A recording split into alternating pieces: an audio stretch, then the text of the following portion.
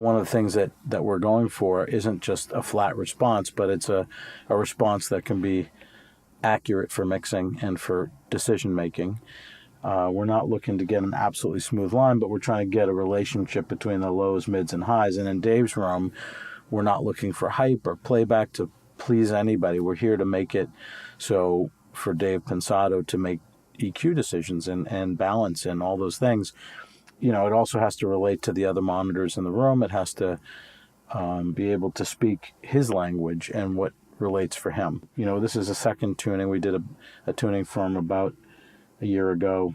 I think I've touched it up one time since then. And, these are very precision drivers with a lot of power and a lot of detail and control. And, as they break in or as they wear, they slightly change. And, just like a piano, if you bought a $100,000 Bosendorf for $1,000 and never tuned it, it wouldn't sound the way an expensive piano like that's made of the best materials and best craftsmanship, but it still changes. And so our goal, it's, I like to compare them to something like a race car, like a Ferrari or an F1, where it's like the tuning of it operates for the driver. And here, the tuning operates for the mixer and the engineer. And that's what's critical in a mixing room. And it's also critical in a room where you're tracking or developing sounds, because you want to be able to rely that the sounds are actually in the track, not in the speaker. And so my ultimate goal is to make something that's both revealing and has a measure of excitement, not just accuracy, but something inspiring, and that's going to connect for the person working on the tracks, and also for the client that comes in to come in for the mix. Connection is the thing that I'm always going for in our speakers, is how it connects for the listener.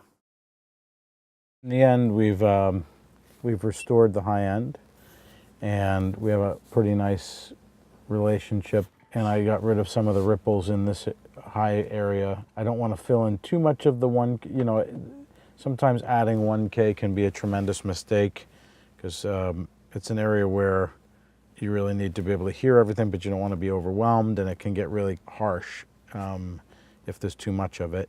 I'm going to make a couple more adjustments after I do some listening. I like to think of the process too that we're working on here as a great blend between art and science. Mm-hmm.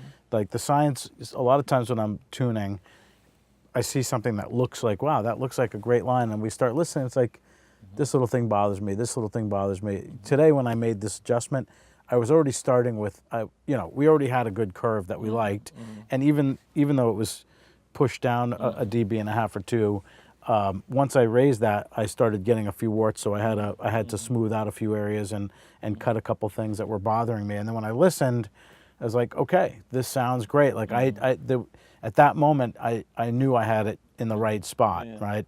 All right, we're done. I told you, it was like that. It was like that.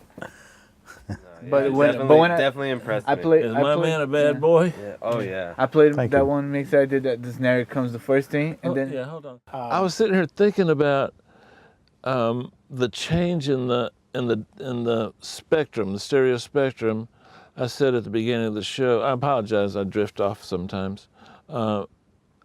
It felt to me like I was listening to headphones, and I would say I can't remember ever hearing a set of speakers and feeling that way unless one time I duct tape a couple of hard tones to my head, just to be an idiot, and it actually kind of worked.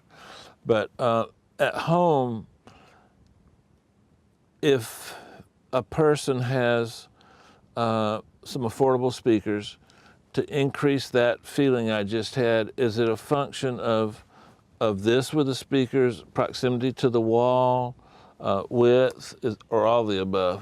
Well, it's a combination of getting both the position of the angle correctly, so that they're not overly overlapping at the center and knocking out the image in the middle. Say that again? Okay, so if you imagine your two speakers as, the unique thing about the horn is they have 110 degree horizontal, so it's a very controlled dispersion. But if you had a dome tweeter, they're typically 180 degrees. So you can imagine, a semicircle at the front of the speaker. Okay. And if you put them too far facing each other, those two circles now overlap, and create a null in the imaging. So suddenly you can knock out the middle of your mix by having your speakers angled in too far. If they're angled out too far, then you have an artificially hollow center. Okay. So the first thing I like to do is to really get that left-right angle. And in the case of having something like Smart, you can also get Fuzz Measure, which is a great program for doing some swept tone measurements. But you know, I love Smart because we can look at the loaded room response. But you just walked in, pulled a tape measure out, did a couple of measurements, by yourself listed those darn things, moved it a half an inch, and everything changed. How did you, I guess that's intuitive at this point in your career. You know, looking at something and seeing that it's not exactly perfect and then trying to get it to that point is a good starting point. But part of what you heard today from before and after wasn't just, I think that solved some of the imaging problem, that there was a slight pull to one side when we were first listening. But you know, why is there any change in the performance curve? And these are very precise instruments. So as they get heated up over time, they start to change a little bit. And a lot like a performance car, if you want to get Ferrari performance out of your Ferrari, you have to tune it up regularly.